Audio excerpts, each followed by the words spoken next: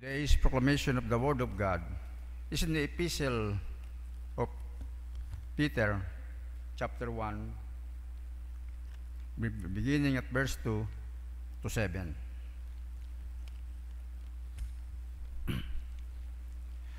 Grace and peace be multiplied to you in the knowledge of God and of Jesus our Lord, as His divine powers has given to us all things that pertain to life and godliness through the knowledge of Him who called us by glory and virtue, by which have been given to us exceedingly great and precious promises, that through this you may be partakers of the divine nature, having escaped the corruption that is in the world through lust.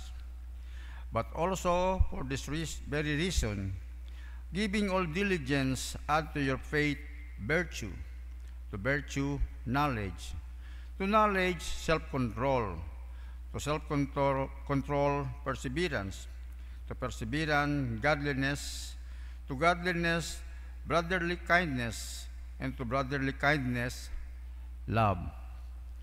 The word of the Lord. Please stand for our responsorial psalm taken from Psalm 91. In our response, in you, my God, I place my trust. Together.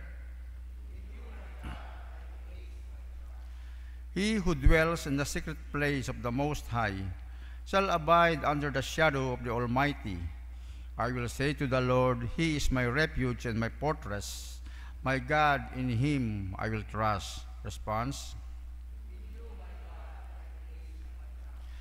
Because He has set His love upon me, therefore I will deliver him. I will set him on high, because he has known my name. He shall call upon me, and I will answer him. I will be with him in trouble. Response. I will deliver him and honor him. With long life I will satisfy him and show him my salvation. Response. Glory be to the Father, and to the Son, and to the Holy Spirit.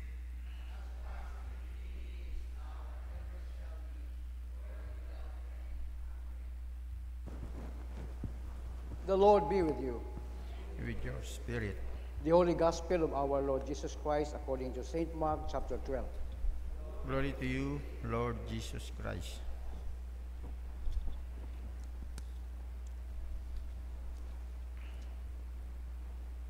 And he began to speak unto them by parables. A certain man planted a vineyard, and set a hedge about it, and digged a place for the wine vat, and built a tower, and let it out to husbandmen, and went into a far country. And at this season he went to the husbandmen a servant, that he might receive from the husbandmen of the fruit of the vineyard. And he caught him, and beat him, and sent him away empty. And again he sent unto them another servant, and at him they cast stones, and wounded him in the head, and sent him away shamefully handled. And again he sent another, and him they killed, and many others, beating some and killing some. Having yet therefore one son, his well-beloved, he sent him also last unto them, saying, They will reverence my son. But those husbandmen said among themselves, This is the heir. Come, let us kill him, and the inheritance shall be ours. And they took him and killed him, and cast him out of the vineyard. What shall therefore the Lord of the vineyard do? He will come and destroy the husbandmen, and will give the vineyard unto others. And have ye not read this scripture? This stone which the builders rejected is become the head of the corner. This was the Lord's doing, and it is marvelous in our eyes. And he sought to lay hold on him, but heard the people, for they knew that he had spoken the parable against them. And they left him and went their way. The Gospel of the Lord. Praise to you, Lord Jesus Christ. You may be seated. Good morning. And this is the day after the ninth Sunday of Ordinary Time. Father John had already explained to us why it becomes ninth Sunday yesterday. And today is the first Monday of that ninth Sunday. Several times we have heard the gospel passages. And I think we have that in the mind, what the Lord is talking about. It talks about stewardship. And don't you know that God will not entrust to us responsibilities and tasks in His church He have not seen our heart. Amen? As I have told you several times that God sees our heart. Therefore, if God entrusted unto you the task, the responsibility, see to it that you respect it and give yourself to it. Submission ba? Submission. Haman, hay bukon it tawag at tao kimo eh. Ginoo, Diyos nga nakakita kimo tagipusoon. Might be, at first, ay pagbaton mo ay medyo bugayon ka. No? Medyo bugayon ka eh. Haman, hey, pinili ka Diyos eh. Nga maging maura, maging murato. Pero along the way, having said that along the way, going to maturity, nagaiba imong focus. You're no longer focused on what you're doing, but you're focused on the Lord. Kahapon, tema at 9th Sunday in Ordinary Time, it's about focus on God on the Lord's Day. Ang tinarget kita, ano ba na? Tinarget, kumbaga sa slingshot ay kasintruhan kita ni Father June kung what is Sabbath is all about. I believe intindihan natin to. In my computer room, and there is my computer, ang reunion nga study about Sabbath day, ay exactly una kita ron. Haman, once in a while, gina-review ko taron. I might be, maka-encounter kita pangutana. The last time when we talk about questioning the authority of our Lord Jesus Christ, ang bago kinyo ay, base may masumayang kita nga mga pangutana. Ano si Isi? Ay, simple itong sabat. Amen? Tigot na kita magsabat. Si Isi is Charismatic Episcopal Church. Ano man na ron? Ay, akong sabat. Pagsimba. Pagsimba, kung makasayod kapag kung ano ron si Isi. Now, stewardship. Ginintigahan kita trabaho, papel, o responsibilidad sa simbahan. Ang bago kay inay, at first, ay masabugayon, or might be, ay naayangan ka, or in other words, ay there is that mixed feeling, or hamba naton nga, di mong batasan, ay wa pa na mold it mayad, concerning sa trabaho, naging tao kimot Ginoo. So, having realized nga may mga bagatyagon kita, may panuino kita, akong ama tayo nagka-contrast, nagka-kontra sa gusto Ginoo. Now, I would like to encourage you, the first reading which Deacon Boy have just read before us will help us. One of those nga batian ako na is self-control. Amen? Aman, several times na ba na akong imong kaugalingon, akong kaugalingon, I have the control of my whole being. But not so. Aman. Pero Diyos, hamba kong ani, kita atong tagipusoon. At kung gasugot kita nga magpakontrol kita kana, He will control us. Now, outside of our body, what kita control? Ako, may control ako sa kaugalingon, sa akong kiiping, bisan sa asawa, I have no control. Aman, but we have an agreement. We have an agreement. So kung katon pa, magliwan sa atong pamilya, outside sa atong panimagay, hay wow, takitag kontrol karon.